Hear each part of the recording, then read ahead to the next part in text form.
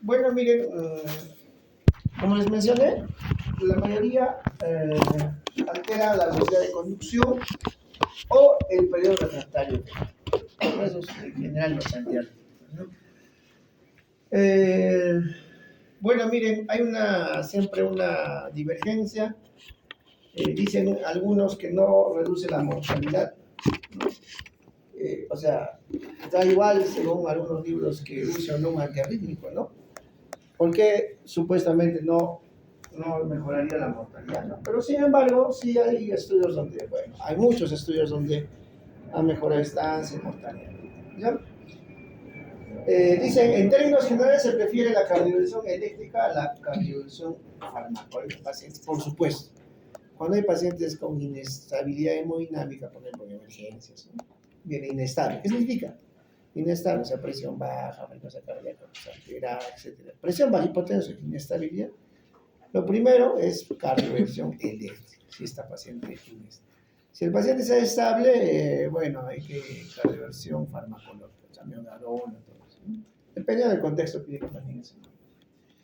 Y la mayor parte que se clasifica, como ya hemos mencionado, dentro de la clasificación de bajo Williams, en ese cuadradito que hemos visto, ¿no? Un poquito de la fisiología.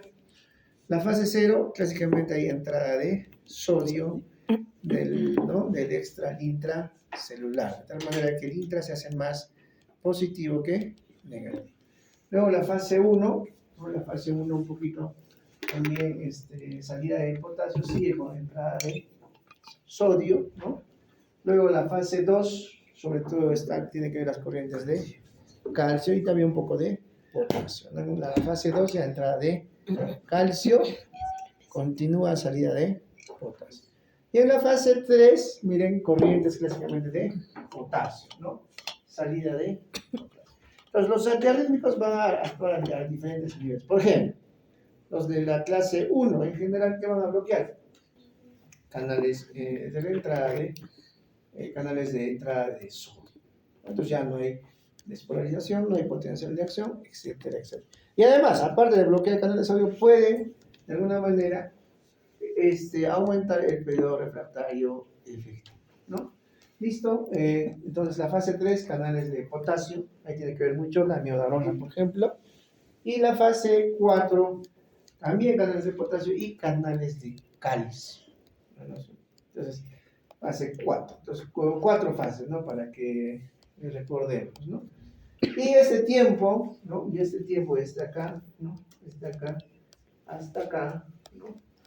Bueno, ya borrado, ¿no? Hasta acá, ¿no? Hay un tiempo, ¿no? Que es el periodo refractario. Ese periodo quiere decir que durante ese periodo no se puede desensibilizar la célula o no se puede generar nuevo potencial de acción, ¿no? Entonces, por eso es que los antiarrítmicos pueden, ¿no?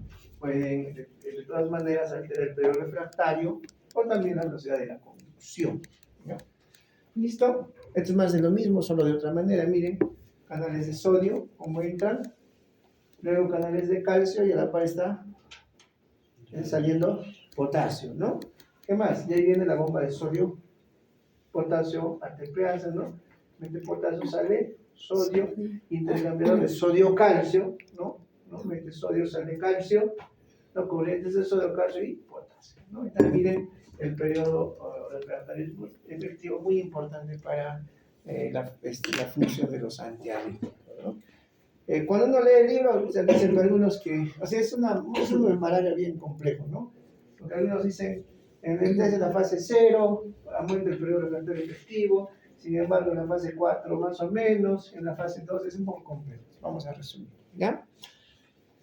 Listo, entonces ahí está la clasificación que les he mencionado. La clase 1, los antagonistas de canales de sodio, ¿no? Ahí está la clase 1A, 1B, 1C. De la 1A, la procainamida es digamos, el fármaco más conocido. Clase 1B, recuerden la lidocaína, sin epinefrina, por supuesto, para eliminar de tipo ventricular, ¿no? Extrasístoles ventriculares, fibrilación ventricular. No son de elección, a la cabeza puede usar amiodarona, pero se puede usar lidocaína. Y clase 1C fleclainida y propafeno. ¿No? Propafeno la bastante usan los cardiólogos en tabletas, sobre todo para el control de las arritmias, pues los pacientes con fibrilación auricular, ¿no? Luego viene la clase 2, ¿no? La clase 2, beta bloqueadores, ¿no? Beta bloqueadores, son los que terminan en LOL, ¿no? La betalol, esmolol, metoprolol, propanolol, ¿no? Etcétera, etcétera. Ahí se clasifican en beta bloqueadores cardioselectivos, no cardioselectivos, que vamos a ver. Clase 3, clásicamente ahí está la amiodarona, muy importante, ¿ya? El sotalol también. Esta amiodarona tiene prácticamente las 4 acciones, ¿no? Clase 1, clase 2, clase 4, ¿no? Vamos a ver, que eso es multifacético. Y luego la clase 4, con C de casa, 4, los antagonistas de canales de calcio. Clásicamente acá estamos hablando de antiarrítmicos, entonces vamos a hablar de diltiazem y verapamil. Porque los otros vamos a hablar como antihipertensivos. Nifedipino, amlodipino, todos esos son antihipertensivos, también son calcioantagonistas, pero tienen más efecto antihipertensivo que antiarrítmico, ¿ya? Y luego, los fármacos no clasificados, no es lo malo de Babulas, ni es una clasificación perfecta, no es que todos van a ir dentro de esa clasificación. Acá ponen otros, ¿no? Por ejemplo, adenosina, que es de elección en taquicardia paroxística, ¿no es cierto? Recuerden, supraventricular, es de elección. Pero solo amiodarona sí puedes usar, ¿no? Pero ya como segundo en casos de TPC. O TPC-V, ¿no? Ya se entró en el postor TPC, ¿no? TPC-V. Atropina, digoxina que ya hemos hecho, ¿no? Dentro de los digitálicos, ¿no? Isoproterenol, magnesio, ¿no? Magnesio también tiene una función antiarrítmica, ¿no? ¿Listo? Es la clasificación de Van Huylen. Miren, entonces la clase 1, hay clase 1A, 1B y 1C. Miren este gráfico, tiene que ver justo el periodo refractario efectivo. Miren, algunos prolongan el periodo refractario efectivo, como los de la clase 1A, ¿cierto? Clase 1B, un poquito, ¿no? Poquito, incluso menos todavía, ¿no? Y clase 1C, casi lo mismo, casi no varían el periodo refractario efectivo, según este cuadro, ¿no? Y ahí están, miren, todos los fármacos del grupo 1 prácticamente van a bloquear los canales de sodio. Entonces, cuando uno lee, ¿bloquea canales de sodio? Sí. Y bueno, los canales de sodio, miren, recuerden que están en varias fases, ¿no? Sobre todo en la fase 0, ¿no? Acá también están, miren, la fase 4 también, ¿no? Pero para bloquear canales de sodio. ¿Quién bloquea todas esas corrientes en general? El amiodarona, casi todos, ¿no? De ahí es que puede producir un poco de hipotensión, pero su efecto antiarrítmico es mejor que versus su efecto colateral, ¿no? ¿Qué pasa cuando hay fibrilación auricular con respuesta ventricular alta? O sea, la aurícula está así, ¿no? Mandando impulsos y el ventrículo también está así, ¿no? Entonces, el tiempo de llenado de sístole se da, pero el tiempo de diástole no le da para que el corazón se llene adecuadamente, ¿no? Entonces, bombea poquito, ¿no? Entonces, como bombea poquito, porque no hay tiempo para que se llene el corazón y está haciendo esto, ¿no? Entonces, ¿qué pasa con la presión? Baja, ¿no? Entonces, el paciente viene muchas veces con inestabilidad hemodinámica, en shock, ¿no? Ya, entonces, la amiodarona, se le pone la amiodarona, puede producir hipotensión, sí, pero va a mejorar la arritmia. Está chocado no por hipotensión primaria, sino está chocado el paciente por la arritmia, ¿no? Si corrige la arritmia, bueno, se revierte la presión y se va a estabilizar. Va a bajar un poquito, claro, pero va a mejorar, pues, ¿no? O sea, la bajada de presión producto de la amiodarona va a ser insignificante frente a lo que te va a resolver la arritmia. Por ejemplo, si es una fibrilación ventricular, que ya es casi muerte súbita, ¿no?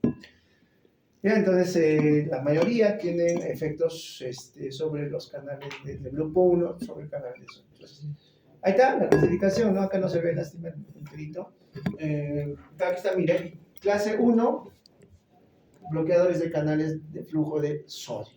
Acá clase 2, beta bloqueadores, calcio y sodio. Clase 3, bloqueadores de canales de potasio, ¿no? Y clase 4, bloqueadores de canales de calcio, ¿no? Calcio antagonistas, nodidopina. ¿Listo? Esto es más de lo mismo. Miren, clase 1, clase 2, clase 3 y clase 4. ¿Ya? Ahí está, miren, ahí les subrayado que esto es otro, Mejor nos vamos al siguiente, es también para los que deseen ahí. Este es de una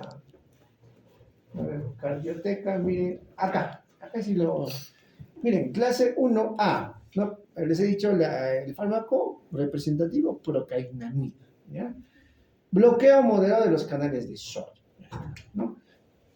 Prolongan periodo refractario. Prolongan periodo refractario, bloqueo moderado de canales de sodio. Prolongan periodo refractario, ¿no? Nos vamos al 1B, lidocaína, por ejemplo, ¿no? Lidocaína, miren acá también, ¿qué dice? Lo contrario, ¿se acuerdan de este graficado? ¿No? Acá, puede un poquito reducir incluso el periodo refractario, ¿no? Se aleja. Lo normal es el azulito. Puede reducir un poco como puede aumentar el periodo refractario. Parece contradictorio porque para que sea antiarrítmico tendría que prolongar todos el periodo refractario, ¿no es cierto? Pero en algunos aumentan, pero sin embargo en otros aumentan el potencial de acción, ¿ya? El potencial de acción. Entonces, ahí vemos cómo reducen el... Ábrelo, por favor. Vamos a cerrar la puerta. Ahí, pasa. Entonces vemos que, por ejemplo, acá está ejemplificando bien en este gráfico, ¿no? Ya. Entonces acá la lidocaína reducen el periodo refractario, ¿no? Pero tienen, digamos, tienen también ¿no? Bloqueo leve de los canales de sodio, ¿ya? Y los más potentes en el bloqueo de canales de sodio son los de clase 1C. ¿Quién estaba acá? Propafenol, ¿no? Propafenol aquí es un buen antiarrítmico, un bloqueo intenso o sea, es más, comparado con potencia, más potente que los anteriores en el bloqueo de los canales de sodio. Miren, no interfieren con el periodo refractario, no lo prolongan ni lo cortan, ¿no? Y tampoco no interfieren con la duración de potencia. Entonces, 3 aspectos a considerar entre los antiarrítmicos de la clase 1 para ver, ¿no? Y en general de los demás también. Uno, si aumentan o no el periodo refractario. 2, si aumentan o no el potencial de acción. ¿Ya? Y 3, uno, en qué grado o en qué potencia bloquean los canales respectivos. Pueden ser de sodio, ¿no? Acá. Pueden ser de calcio, de potasio, etcétera, etcétera. ¿Ya? ¿Listo? Pues ahí está.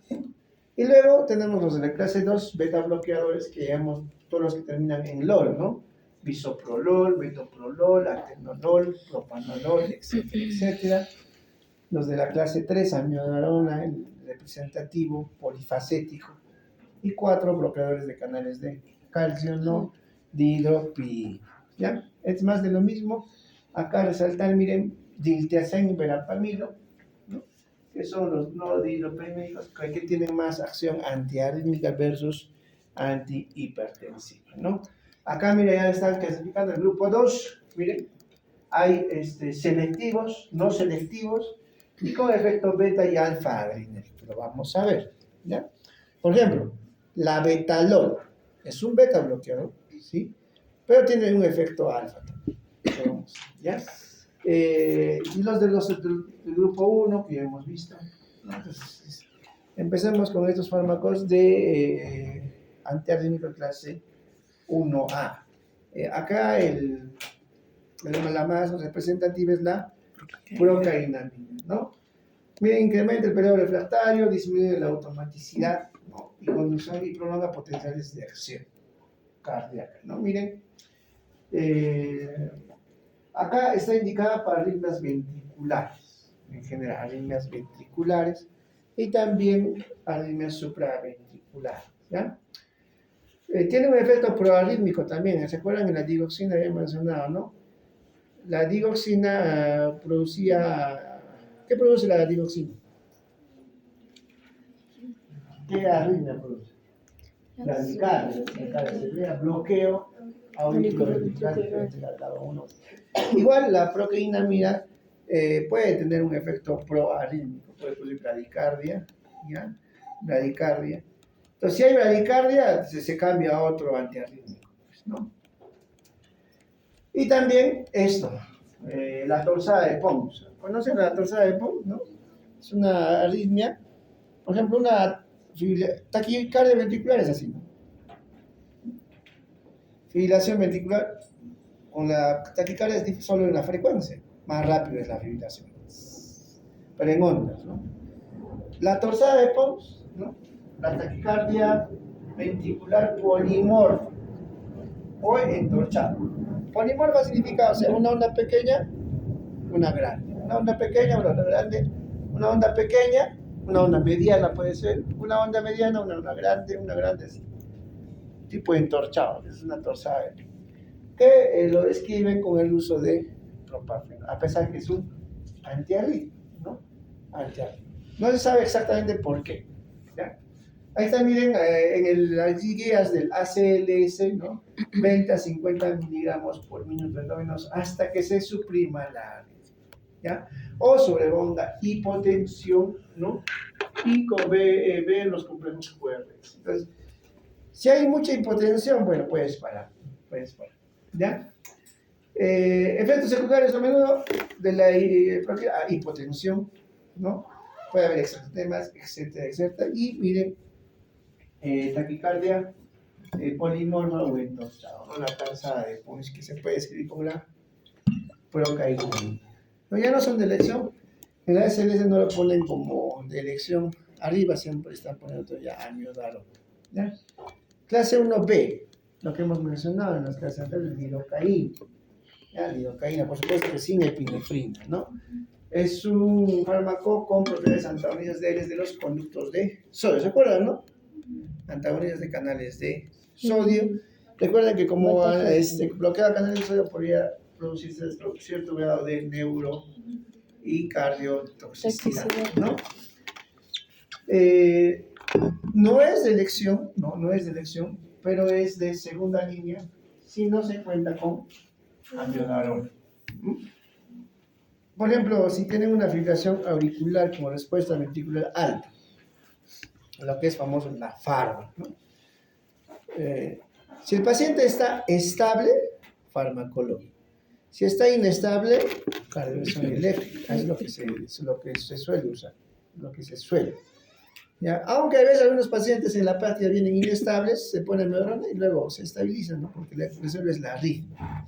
Recuerden que la inestabilidad o el shock es más por la arritmia, no por otra cosa, ¿no? Entonces, no es de elección, ¿no? Pero si tenemos en la mano, podemos usar lidocaína en vez de amiodarone. En pacientes, miren, con fibrilación ventricular o taquiventricular. A ver, imagínense que a vuestro puesto de salud tenga un ataque ventricular o una fibrilación ventricular. ¿Les podrá venir? Puede ser, ¿no? Puede ser casos aislados. Pero vienen, ¿ah? Te puede venir una paciente.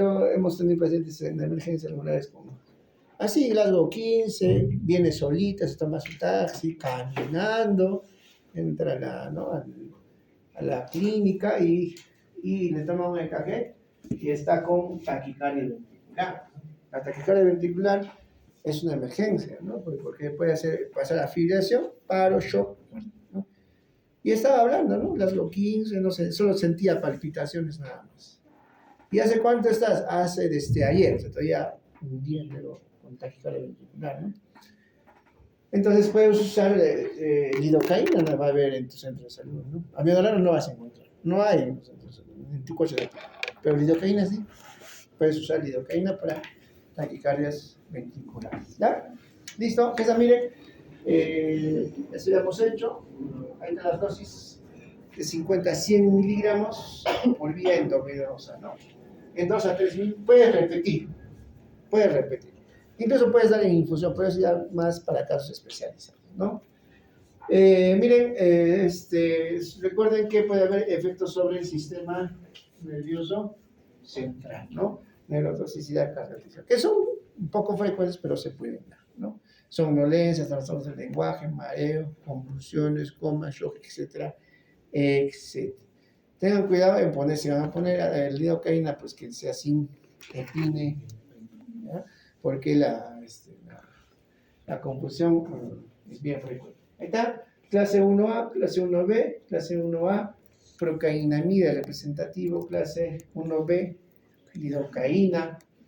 Acá está fenitoína, ¿no? Pero clásicamente la fenitoína no se usa como antiarrítmico, no se usa, ¿no? Es más para convulsiones la fenitoína. Pero sí produce un efecto antiarrítmico, ¿no? Alguna vez cuando hemos epamilizados, hemos pasado infusión con fenitoína, el paciente se ha empezado a bloquear, ha hecho bloqueos AB, ¿no? Porque justamente bloquea canales de sodio, pero no se usa como antiarrítmico. La 1C, propafenona, procainamida, lidocaína, ¿no? Y propafenona son los más representativos del grupo 1 de bajo 1000, ¿ya? Ahora, ahí está, miren, la propafenona, ya está. Acá la propafenona es más para control de arritmias crónicas, no sé, digamos, lo has cardiovertido, la fibrilación auricular con respuesta alta se ha controlado, y luego, ¿qué toca? Toca medicarlo, ¿no? Dependiendo si la fibrilación auricular es valvular, no valvular, tiene cardiopatía estructural, le harán su fracción de eyección con ecocardio, dependiendo del contexto, se puede usar propafenona ya para el control crónico de la arritmia, en este caso de la fibrilación auricular, ¿ya? Ahí está, miren, recuerden en la clase 2, los beta bloqueadores, beta block, ¿no? Acá un repasito de los receptores beta. Beta 1, ¿dónde están? Corazón, ¿no? ¿Qué hace el receptor beta 1 en el corazón? Tiene efecto inotrópico positivo, aumenta la frecuencia cardíaca, aumenta la contractilidad, efecto. Y el beta 2, que en las arterias, ¿no? Produce, miren, vasodilatación, el beta 2. En los broncos también broncodilatación, vasodilatación, ¿no? Y en el hígado estimula la glicogénesis, ¿no? Pero recuerden que en los vasos periféricos y en los bronquios producen vasodilatación. Los antagonistas o los beta bloqueadores, ¿qué van a producir? Lo contrario, ¿no? Van a producir, por ejemplo, disminución de la frecuencia cardíaca, ¿no? Disminución de la fuerza de contracción, un poquito, ¿no? Parece contradictorio también, ¿no? Por ejemplo, el tratamiento de falla cardíaca, ¿qué se usa? También se usa beta bloqueadores, ¿no? Y por un lado estaríamos, ¿qué haciendo? Disminuyendo la contracción. Claro, su efecto más es a nivel por ejemplo, acá, vasos, ¿no? Vasos, ¿qué hago?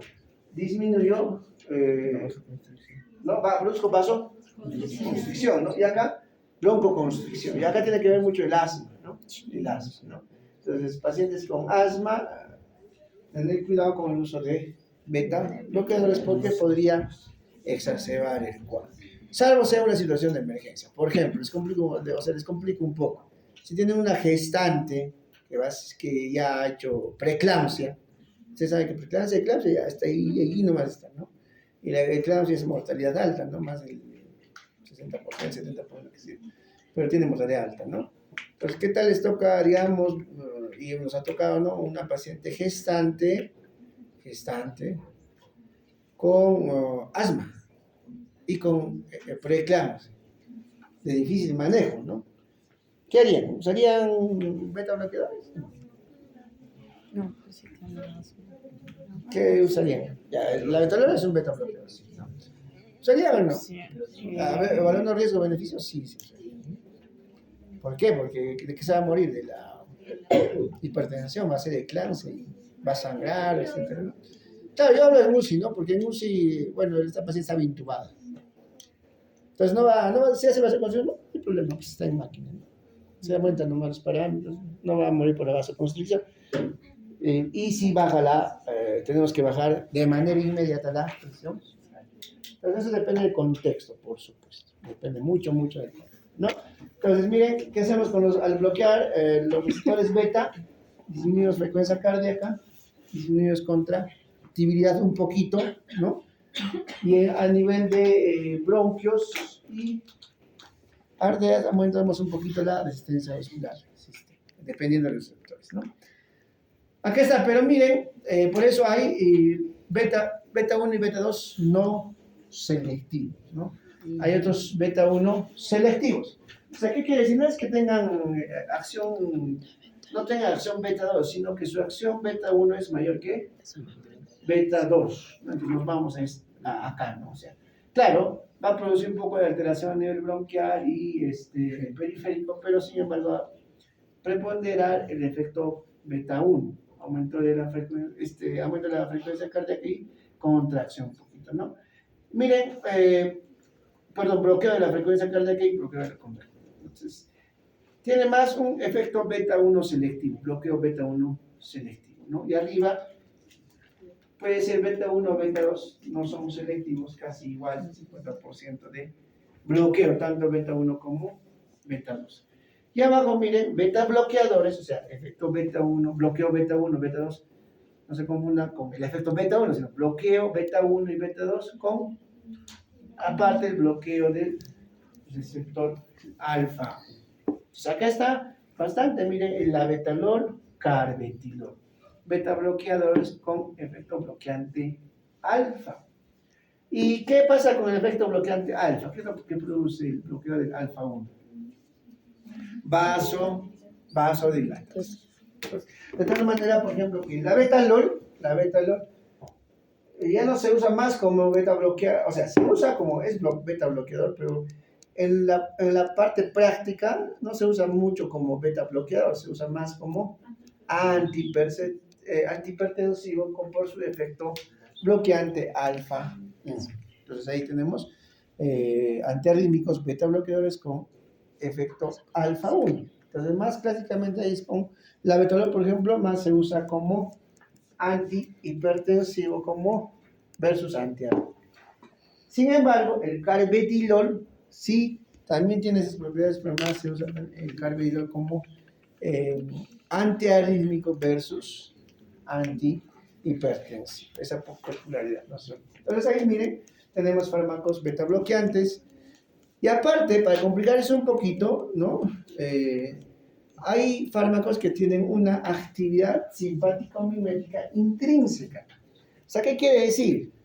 O sea, hay una contradicción un poquito entre los fármacos, ¿no? Yo uso, por ejemplo, es como la dobutamina. La dobutamina se usa para pacientes con shock, ¿no? Shock cardiogénico, por ejemplo, ¿no? Pero, miren, el shock cardiogénico es presión baja, ¿cierto? Pero la dobutamina produce vasodilatación arterial periférica. Entonces, ¿qué va a producir? Y un poquito de hipotensión. Pero si el paciente está en shock cardiogénico, o sea, está con hipotensión, pero se usa dobutamina. ¿Por qué? Porque por su otro efecto. Tiene más un efecto inotrópico positivo. Claro, vas a dilatar un poco la vía arteriolar periférica, disminuir un poco la presión, pero vas a mejorar la actividad contráctil. O sea, hay una balanza. O sea, el efecto inotrópico positivo predomina más sobre el otro efecto, ¿no? Lo mismo acá. Acá hay fármacos betabloqueadores con actividad simpático-mimética intrínseca. Si yo hablo de beta bloqueador, ¿qué tengo que pensar a nivel de la presión arterial? ¿Disminuye o baja? Disminuye. Baja la presión arterial. Sin embargo, algunos fármacos beta bloqueadores, tanto selectivos, ¿no?, como no selectivos, tienen una actividad simpático-mimética intrínseca. ¿Qué quiere decir? Que cuando das esos fármacos, durante su metabolismo pueden tener una actividad simpático-mimética. ¿Qué significa eso? Simpático-mimética. Que puede aumentar frecuencia cardíaca y presión arterial. Un poquito, pero los otros efectos predominan. ¿Me dejo entender, no? Entonces, ¿cuál usarías? Aquellos fármacos beta bloqueadores no selectivos o selectivos que tengan actividad simpático-mimética intrínseca o no tengan esta actividad. ¿Cuál sería ideal usar? Aquellos que no tengan actividad simpático-mimética intrínseca. Entonces, digamos que estos ya no los usamos, entonces solo para confundirse un poquito, ¿no? Subir un poquito la complejidad. Entonces nos quedamos solo con fármacos selectivos y no selectivos, y lógicamente vamos a hablar solamente de los que tienen actividad los que no tienen actividad simpático-mimética intrínseca. Entonces acá tenemos los no selectivos, el famoso propanolol, el timolol, sotalol, ¿no? Etcétera. Es no selectivos, no se usan mucho como antiarrítmicos. Miren, el propanolol sí, no mucho para antiarrítmico, se puede usar como antihipertensivo, ¿sí? Más que antiarrítmico. Y además, ¿para qué se usa? ¿Qué más? Fenmocromocitoma también, otro. Migraña, otro. Acá lo que les he dicho, ¿no? No les están mostrando. Para disminuir, ¿no? La presión portal, ¿no? Para varias esofégicas, pues, cuando no lo dan, avisan, ya está, ¿no? También, por eso son no selectivos, ¿no? ¿Qué más? Timolol, ¿en qué se usa? Glaucoma, ¿no? Glaucoma de ángulo abierto, sotalol, etc. Y nos vamos a los selectivos que nos interesan, que son los más usados en la farmacología cardiovascular. Tenemos, ahí está el esmolol, atenolol, bastante usado, esmolol, metoprolol, bisoprolol, etcétera, etcétera. Entonces, cuando te ponga 4 beta-bloqueadores selectivos, ¿no? Atenolol, ¿no? Esmolol, metoprolol, bisoprolol. ¿Ya? Y luego, miren, los fármacos beta-bloqueadores, ahí está, beta-bloqueador, o sea, tienen efecto beta-1, beta-2 bloqueante, pero con efecto alfa-bloqueante, alfa-1, o sea, con efecto alfa-bloqueante. Ahí tenemos el carvedilol y la betalol, los dos más usados. ¿Y la diferencia entre estos dos cuál es? La betalol se usa más como antihipertensivo. Está muy bien en casos de emergencia hipertensiva, ¿no? Por ejemplo, eclampsias, preeclampsias, todo eso se usa bastante en la betalol. Si no hay la betalol, se pasan a nitroprusato, que ya es otra cosa, ¿no? O nitroglicerina también. Y luego el carvedilol, que no se usa, más se usa como antiarrítmico que como antihipertensivo, ¿no? Pero también está dentro del esquema del tratamiento de falla cardíaca. ¿Se acuerdan de la pirámide de tratamiento de falla cardíaca? Los beta bloqueadores, ¿dónde están? Casi arriba, ¿no? Abajo está digoxina, ¿no? Pero arriba están beta bloqueadores, ARA2 y EX. ¿No? Ya, esto es más de lo mismo, miren, un poquito más complejo. Entonces, miren, acá me faltó los fármacos con actividad simpático-mimética intrínseca tienden a no producir tanta radicalidad, de manera que son más tolerantes, ¿no? Pero bueno, eso dice, pues las guías dicen lo contrario, ¿no? Más se prefiere el uso de los cardioselectivos. ¿Qué producirán los cardioselectivos con actividad simpático-mimética intrínseca negativa? ¿Cuál es el efecto colateral más frecuente? Bradicardia, ¿no? Entonces, los pacientes que tienen arritmias, muchos a veces vienen ya también a la emergencia con bradicardia y un poquito de potencia. Pues, ¿qué hacen? Simplemente se dosa la dosis o se suspende, o lo que toma bisoprolol 2 miligramos cada 24, le das 1 o 0.5 miligramos cada 24, nada más. Se va dosando se va titulando la dosis del fármaco, ¿ya? Pero los efectos colaterales más frecuentes de los beta bloques, bradicardia y potencia. ¿Ya? Bloqueos también, ¿no? Por ejemplo, si hay un paciente que en emergencia viene, que es fibrilador y que toma bisoprolol de manera crónica, ¿no? ¿Qué pasa? Si toma bisoprolol de manera crónica, pues a veces viene en emergencia con shock y con bloqueo. ¿Qué bloqueos? Puede producir bloqueo AB de primer y segundo. ¿Tercera o no? Primer y segundo, ¿no? Listo. Miren, y su actividad además de su utilidad clínica es discutida. ¿No? Entonces, estos fármacos con actividad simpático-mimética intrínseca ya se están dejando de usar. Por eso de acá le hemos puesto una X, ¿no? Ya está. Listo, aquí está, miren, no cardios propanolol, no cardios propanolol, ahí está, ¿no? Ahí están las dosis, ahí están ¿no? El tiempo de acción, etcétera, etcétera, semivida, metabolismo. Aquí está el cardio selectivo, esmolol, metoprolol, y con efecto alfa, en este caso, este es del up-to-date, vasodilatador no selectivo. O sea que en este caso está, ¿no? Estos fármacos que hemos mencionado con efecto alfa 1 bloqueante, alfa 1 bloqueante lo consideran acá con efecto vasodilatador no selectivo como el labetalol.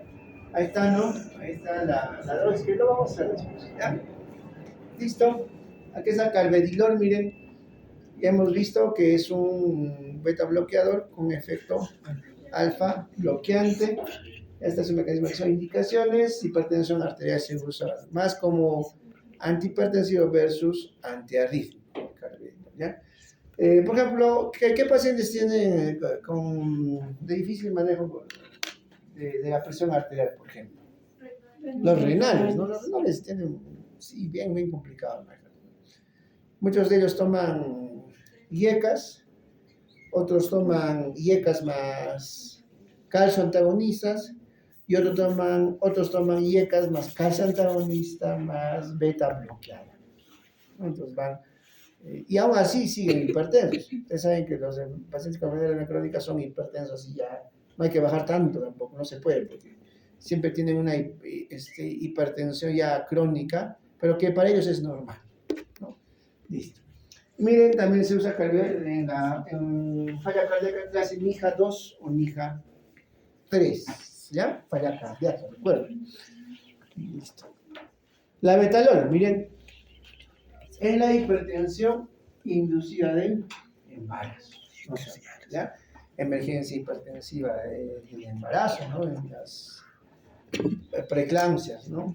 Hace poquito hemos tenido una puérpera que vino con presiones altas, entró a cesárea, ha convulsionado 3 veces, ha sangrado. Entonces ahí se usa, no había labetalol, en vez de labetalol, nitroprusiato por viento. Labetalol, ¿hasta cuánto pueden esperar, digamos, la frecuencia cardíaca del labetalol para suspender? ¿Cuánto esperarían?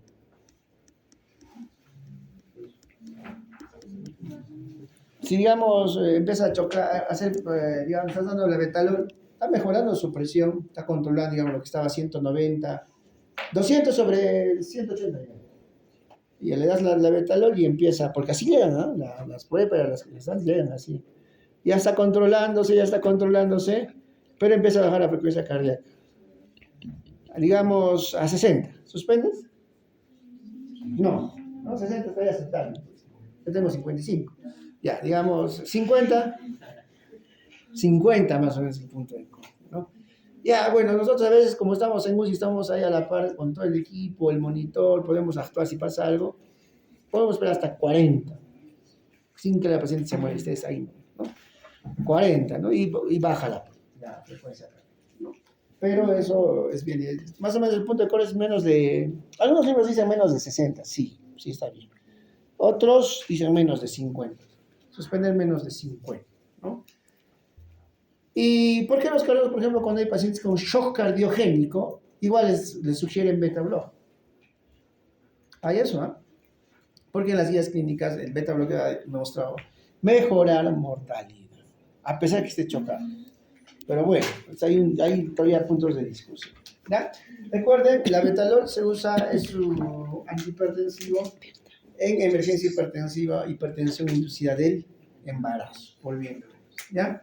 Habíamos visto antihipertensivo beta bloqueador con efecto bloqueante alfa 1, o sea, tiene un efecto vasodilatador, ¿ya? Más que antiarrítmico, ya hemos visto el mecanismo de acción. Miren, la dosis máxima es 300 miligramos en una persona adulta. Viene, que a veces sí, tienen que saberlo, las ampollas, ¿ya? Vienen en ampollas de 100 miligramos de del labetalol, ¿ya? Listo. Ahorita miren, signos de emergencia hipertensiva. ¿Cómo sabemos que es una emergencia? Cuando hay un daño del órgano blanco, por ejemplo. ¿No?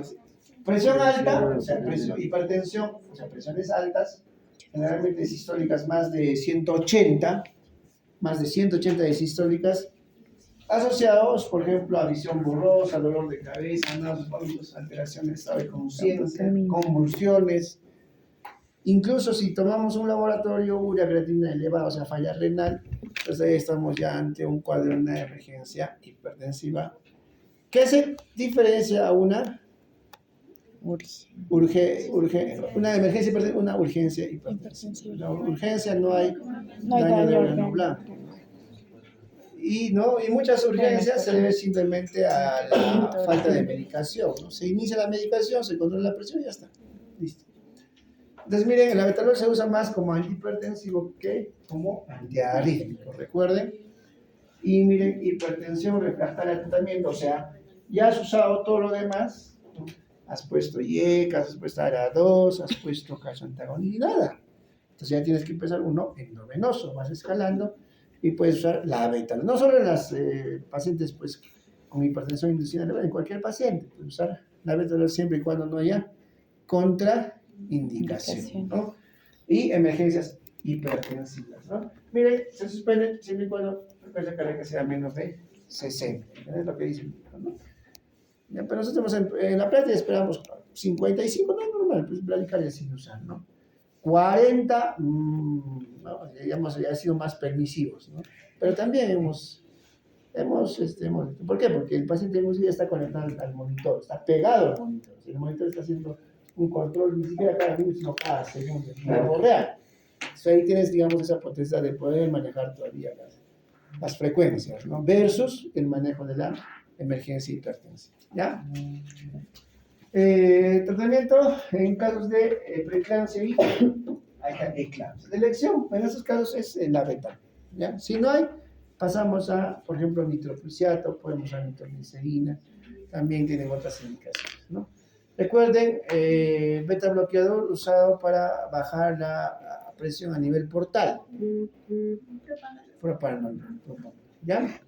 Ahí está, provoca vasoconstricción esplástica a través del bloqueo de receptores adrenérgicos beta 2, lo que conduce a la disminución del flujo sanguíneo portal y por consiguiente una reducción de la presión portal. Propranolol. Bastantes, ¿han visto usarlo? Se usa, ¿no? Cuando van a ver esto, van a ver ahí, se usa bastante. Van a ver lactulosa, van a ver enemas, van a ver nutrientes, van a ver propanol, ¿ya? Y se recomienda como profilaxis primaria y secundaria de la hemorragia por varices en periodo beta de los pacientes con cirrosis hepática, ¿ya?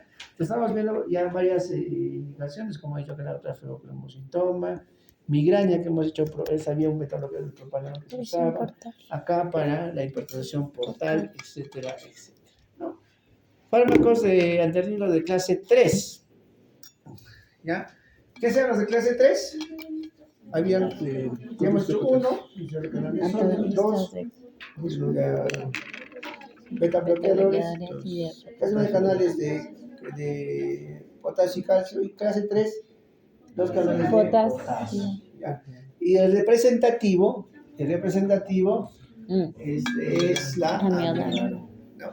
Esos de clase 3, ¿no? Ocasionan un periodo refractario significativamente más prolongado.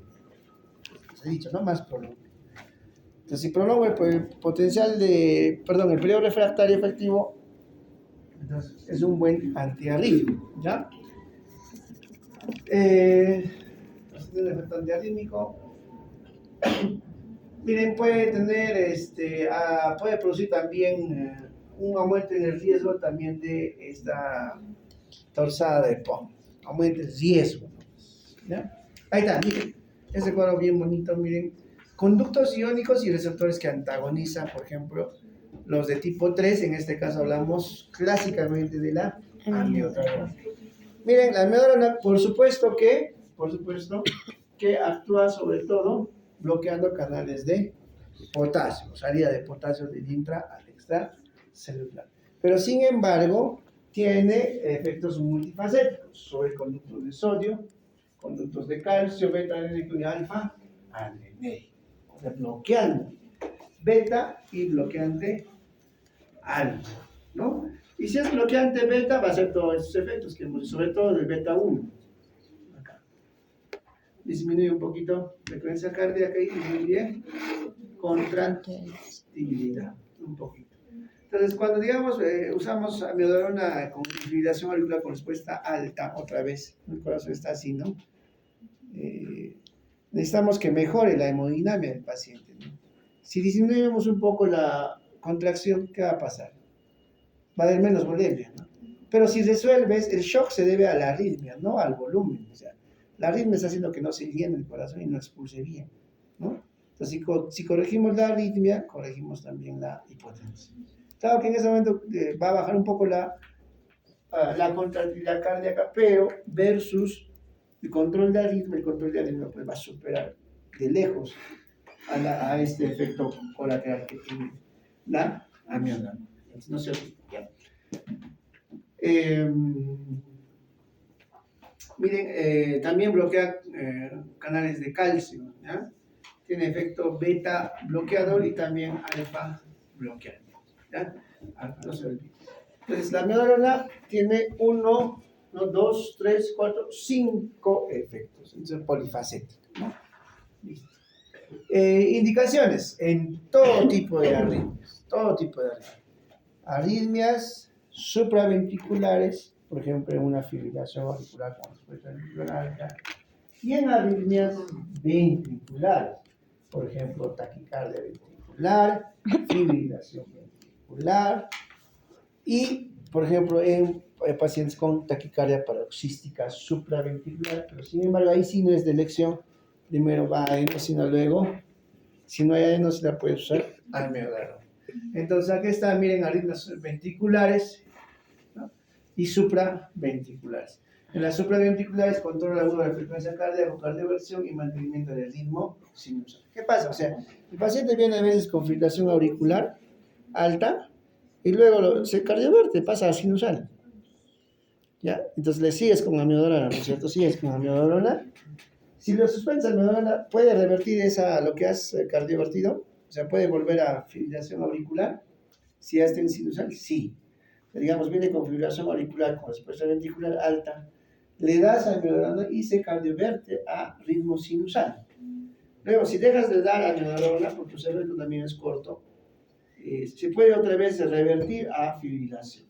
Por eso tienen que continuar. Entonces, normalmente se pasa amiodarona por vía endovenosa y luego, si ya se controla el ritmo sinusal, pasas a amiodarona por vía oral. Y luego pueden pasar a propafenona, otros antiarrítmicos que pueda haber después, ¿no? Y miren, eso es en arritmias supraventriculares como la fibrilación auricular, ¿no? Y arritmias también ventriculares, ¿no? Miren, arritmias que ponen en riesgo la vida, ¿no? Por ejemplo, la taquicardia ventricular, fibrilación ventricular, ¿no? Para usar en realidad la amiodarona se necesita, no es de uso externo, es más de uso hospitalario y tiene que estar pegado el monitor en el cuerpo, ¿no? Para que vea pues, la frecuencia cardíaca en vivo, ¿no? En vivo. Y la presión arterial cada 5 minutos, ¿no? Listo.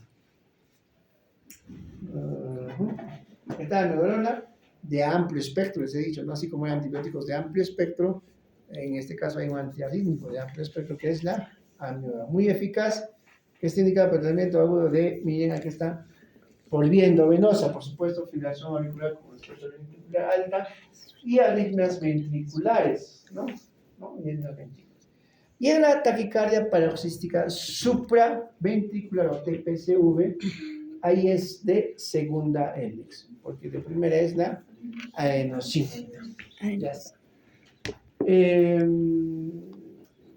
¿Efectos secundarios? Pues sí. ¿Qué efectos secundarios tienen? Por ejemplo, tienen los 4, o sea, bloquea sodio, bloquea el canal de potasio, canal de calcio, efecto bloqueante adrenérgico, alfa. Entonces, en general, los efectos más frecuentes de la amiodarona, uno, en el caso agudo, porque en el caso crónico es otra cosa.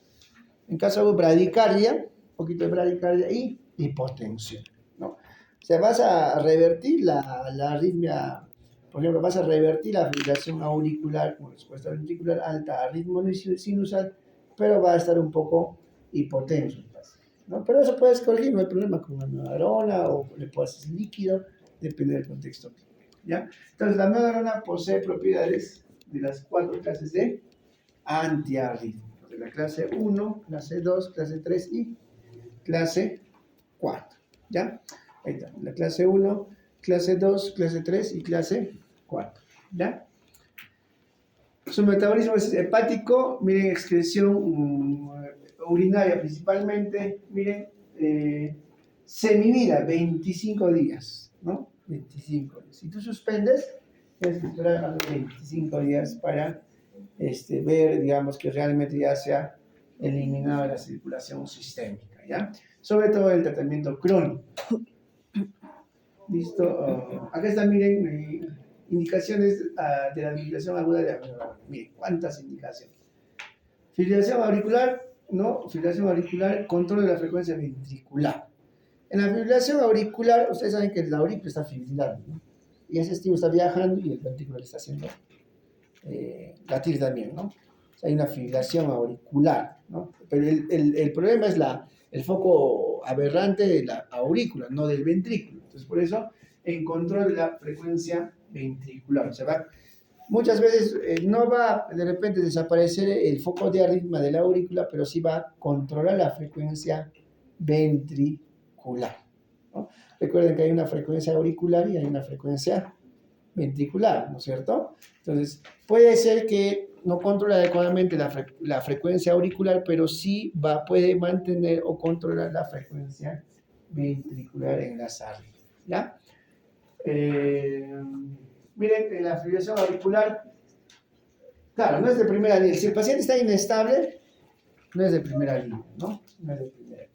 Pero si está estable, sí puede usar. Miren, en la taquicardia ventricular monomorfa sostenida, ¿sí? Taquiventricular, fibrilación ventricular. Pues, indicaciones de la amiodarona. 1. Fibrilación auricular, clásicamente como respuesta ventricular A. 2. Taquicardia ventricular, por supuesto en paciente con hemodinamia estable. 3. Fibrilación ventricular, por supuesto en paciente estable. ¿Qué más? ¿Cuántos he dicho? ¿3? Sí. 3 nomás, ¿no? 4.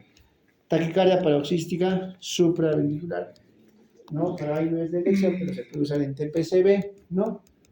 Y la taquicardia ventricular también sin pulso, pues, ¿no? De varias indicaciones la amiodarona, ¿no?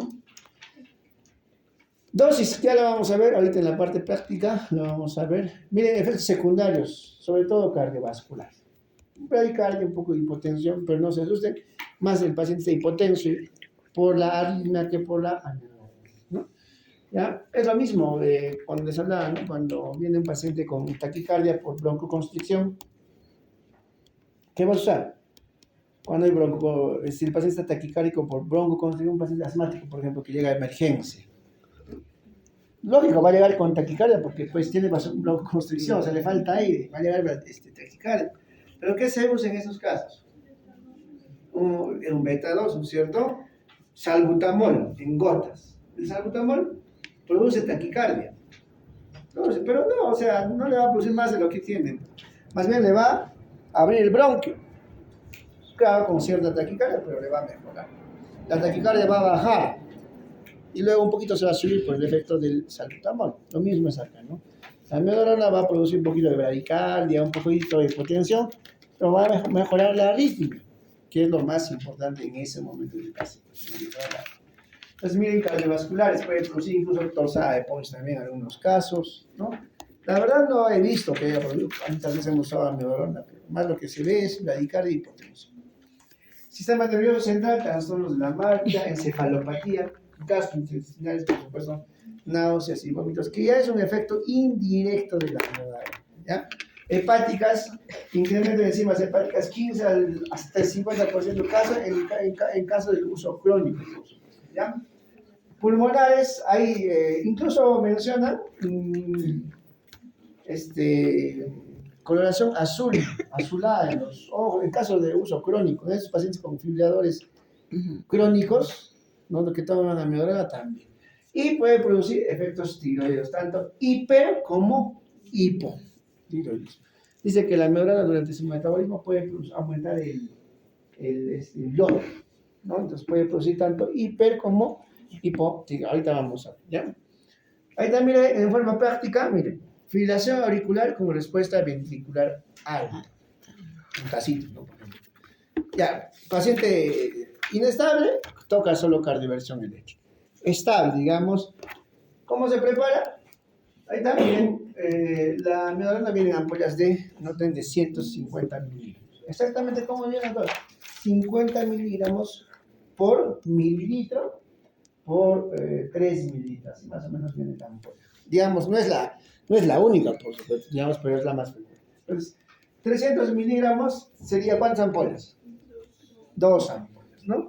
2 ampollas se diluye, generalmente puedes diluir en cloruro, pero clásicamente se diluye en dextrosa al 5%, 100 cc. Entonces, ¿lo pasas en cuánto tiempo? En 30 minutos. Luego, ¿qué pasa? Si no revierte, puedes repetir otra vez lo mismo, o dar 900 miligramos. ¿Cuántas ampollas serían 900? 6 ampollas, ¿no? 6 ampollas, ya no en dextrosa al 100, sino en dextrosa del 5% en 500 cc. Pasar ya no en infusión de 30 minutos, sino en 24.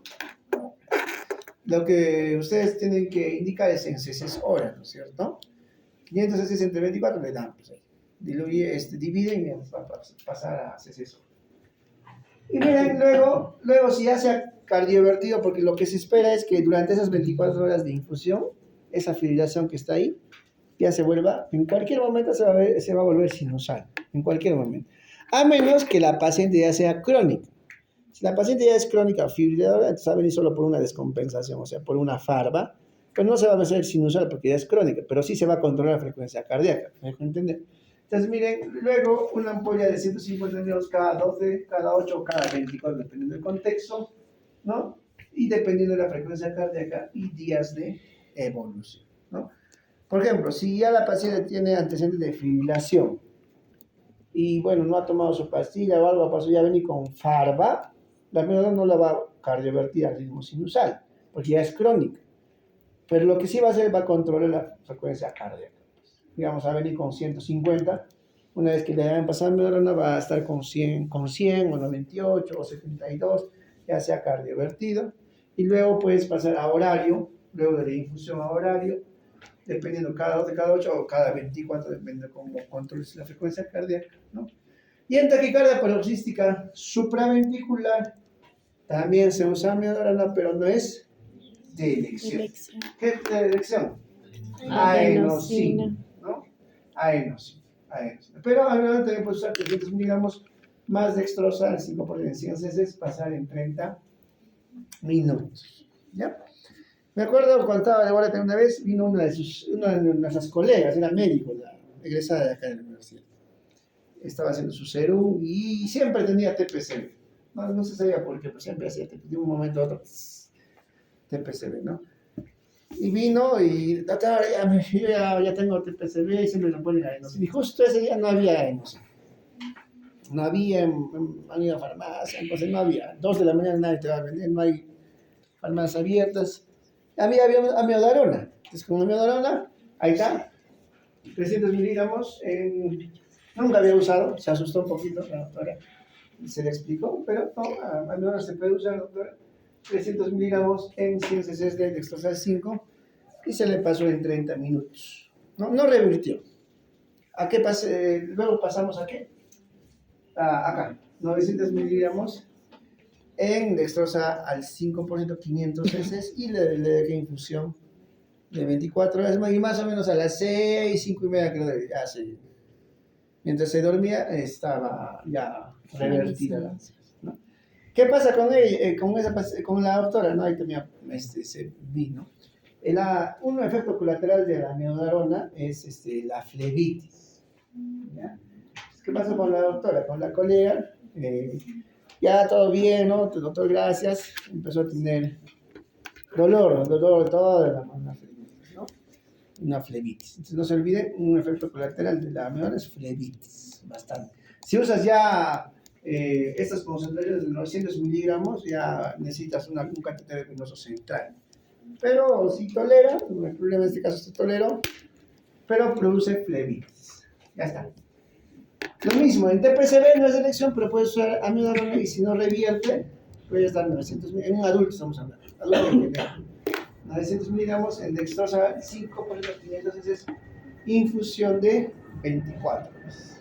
Y luego igual, si ya cardiovertió, si ya se resolvió, porque esto puede continuar hasta las 48 horas de esta infusión, si ya se resolvió puedes poner a horario la amiodarona, cada 12, cada 8, cada 20, endovenoso. Y luego puedes pasar por vía oral, porque también hay amiodarona por vía oral, ¿ya? ¿Listo? Luego tenemos los calcio antagonistas. En este caso, ¿quiénes vamos a usar? Como antiarrítmicos, el diltiazem y verapamil. Efectos colaterales frecuentes también, bradicardia, un poco de hipotensión, al igual que la amiodarona. Miren, hay distinguido en los canales de calcio tipo L. ¿Qué significa tipo L? Canales de calcio lentos, ¿no? Lento. Acá no les he puesto este gráfico, pero vamos a adelantar un poquito a hipertensión arterial. Acá está. Acá, miren. ¿Dónde está? Aquí está. Aquí está el canal de calcio, ¿no? El canal de calcio tipo L o tipo lento, ¿no? Ahí actúan los bloqueadores de canales de calcio. Inhibe, ¿no?, la entrada de calcio al intracelular. El calcio intracelular, ¿no? Aumenta el calcio, por supuesto, citosólico libre, y eso es importante. ¿Para qué? Por ejemplo, esta es una célula muscular del tono vascular, estamos hablando ahí, de las células musculares lisas del vaso sanguíneo. ¿Qué hace el calcio? ¿Se acuerdan? Contracción. ¿No? Recuerden que les dije, ¿no?, cuando vean calcio siempre, por ejemplo, las neuronas asocianlo a procesos de exocitosis de vesículas de neurotransmisores, ¿no?, porque se necesita calcio. Acá calcio aumenta y está asociado a la contracción, ¿no? Entonces, cuando bloqueas canal de calcio, ya no entra calcio y entonces se produce un proceso de, ya no contracción, sino dilatación, ¿no?, del uso muscular. Entonces, ahí está. Ese es el efecto de calcio antagonista de los canales de calcio tipo L o tipo lento, ¿ya? Ahí está, miren, los no dihidropirínicos tienen mayor cardioselectividad versus los demás, ¿no? Los otros, aquí están los dihidropirínicos, amlodipino, nifedipino, son más antihipertensivos versus antiarrítmicos. Diltiazem y verapamil son antiarrítmicos, ¿ya? Listo, vamos acá, miren, tratamientos principales de la fibrilación auricular, ¿no? En la fibrilación auricular puedes tratar la frecuencia cardíaca, ¿no?, con fármacos de clase 2, clase 4 o digoxina, que es otro antiarrítmico, ¿no? Clase 2, betabloqueantes. Clase 4, diltiazem, verapamil. Y en el control del ritmo, puedes usar clase 1 o clase 3, amiodarona, clase 1, ¿no?, la procainamida, que es el más representativo, ¿ya? Ahorita los calcio antagonistas, ya hemos visto el mecanismo de acción, ¿no?, efectos farmacológicos, por supuesto, contraindicaciones. Por ejemplo, ¿cuándo no podré usar, por ejemplo, un diltiazem verapamil? Ya, sí, pero igualmente un beta bloqueador, ¿eh? Si tengo un paciente con fiebre reducida, el beta bloqueador va a disminuir la fracción de eyección, va a disminuir la contractividad miocárdica, ¿no? Entonces, pero en la guía dice, usar el beta bloqueador, ¿eh?, ha mejorado la mortalidad. O sea, contra todo lo que nosotros sabemos fisiopatológicamente, pero beta bloqueador sí se usa en falla cardíaca, ¿no? Pero dosis así pequeñitas. Igual IECA también, dosis pequeñas, ¿no? Porque IECA también, ¿qué produce? ¿Qué produce IECA en falla cardíaca? Hipotensión, pues. Hipotensión está con falla cardíaca, O sea, o sea, teóricamente descompensarías al paciente, ¿no? Listo. Pero se usa. Entonces, en casos de fiebre reducida, sí hay que tener cuidado, usar beta-bloqueadores, el uso de calcio antagonista. Otro, bradicardia severa. No, bradicardia severa. Por supuesto, tienes que corregir si no la bradicardia severa. Otra contraindicación, por ejemplo, bloqueo auricular. Puede ser de segundo, tercero. De primer grado, bueno, puedes esperar. Si es de segundo o tercer grado, no. ¿No? ¿Qué más? ¿Qué más? Ya hemorragias digestivas, otro. Más a nivel cardiovascular. ¿Ya? Efectos adversos. Hay un efecto un efecto vascular bien frecuente. Hay muchos para náuseas, vómitos, reacciones alérgicas, reacciones, etcétera, etcétera. Pero a nivel vascular, edema edema de miembros, retención de líquido de miembros inferiores. Por eso los neurólogos, por ejemplo, no suelen usar calcio antagonistas porque aumentan los edemas en miembros inferiores o retención de líquido. ¿Ya? Miren este cuadrito bien interesante. Efectos de los antagonistas de calcio sobre la contractibilidad y la frecuencia cardíaca. Selectividad vascular frente a la cardíaca. Miren, dilatación y verapamilo, miren, disminuyen contractividad. Si el paciente tiene insuficiencia cardíaca con fracción de Febvre reducida, o sea, fracción de eyección del ventrículo izquierdo reducido, y aparte le doy dilatación y verapamilo, voy a disminuir su contractividad. Por eso tiene que evaluar el contexto clínico en ese momento, ¿no? Disminuir la frecuencia cardíaca también. Entonces, tener cuidado en pacientes con bradicardia, sobre todo bradicardia severa. Porque si hay bradicardia sinusal, acá normalmente muchos pacientes tienen bradicardia sinusal, ¿eh? Algunos tienen 50, 55, 53, 58, es normal para nosotros. Selectividad de vasos corazón, casi igual, ¿no? Dilatación y verapamilo. Ahora vamos a estos de acá que son los dihidropínicos, por ejemplo, el nifedipino. Sí, disminuye un poco la contracción cardíaca, pero no mucho comparado con dilatación y verapamilo. Frecuencia cardíaca, más bien, aumenta el nifedipino, ¿no? Y selectividad vasos-corazón más a nivel de vasos versus corazón. Por eso es que, digamos, tiene más efecto antihipertensivo versus antiagua. Ahí está el amlodipino, también el amlodipino, miren, es muy bueno el amlodipino como antihipertensivo. No me afecta la contracción, no me afecta la frecuencia cardíaca, pero sí genera vasodilatación periférica. Entonces, buen control de la presión arterial. ¿Ya? Los más usados ahí son nifedipino y amlodipino. Nicardipino, no sé si está, nicardipino sí se usa, pero más para emergencias hipertensivas, ¿no? Y nicardipino, nicardipino, se usa nitroprusato de sodio y la beta, esos tres. Y ahí sí se le puede dar la nitroglicerina, ya que eso lo vamos a hacer después. Listo, entonces dilatación y verapamilo tienden a disminuir la frecuencia cardíaca, tienden a disminuir la contractilidad cardíaca, o sea, la fuerza de contracción del corazón, y la selectividad en vasos y el corazón son casi lo mismo. Listo, ahí están las velocidades, esto ya para la parte práctica. ¿Ya? Adenosina, estamos hablando ya de otros antiarrítmicos. Otros, que están en la parte baja de la clasificación de bajo Williams. Hemos hablado ya de digoxina, que ya hemos hecho en digitalicos. Acá, por ejemplo, la adenosina es de elección en la taquicardia paroxística, no sé si se ve esto, no se ve, ¿no? En la taquicardia paroxística supraventricular, ¿no? De elección adenosina. Hay otras maniobras, ¿no? Que ya seguramente han hecho en emergencias, donde el paciente lo echas y le levantas rápido la cabeza, o agarras una jeringa o algo que sople fuerte con todas sus fuerzas, o le haces masajes a esta zona, aunque está contraindicado porque puede producir colapso, ¿no? Pero sí se revierte, ¿no? Sí se revierte. Sí se revierte. Recuerden que la taquicardia paroxística supraventricular tiene muchas causas.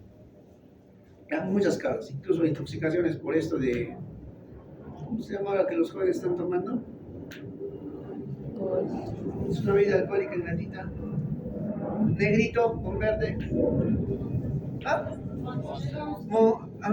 Eso. La bebida alcohólica. No, es bebida alcohólica, ¿no? Ok. Ese, yo tuve un paciente también en la privada que se tomó 4 cromos esas y vino con TPCB. Este TPCB tiene un origen cardíaco, o sea, propio, sine qua primario, o puede ser secundario por cocaína, intoxicación por sobreestimulación, etcétera, etcétera. ¿Ya? Listo. ¿Hasta ahí hiciste un break? Por favor. ¿Qué hora es? No, las 5:46. Ya,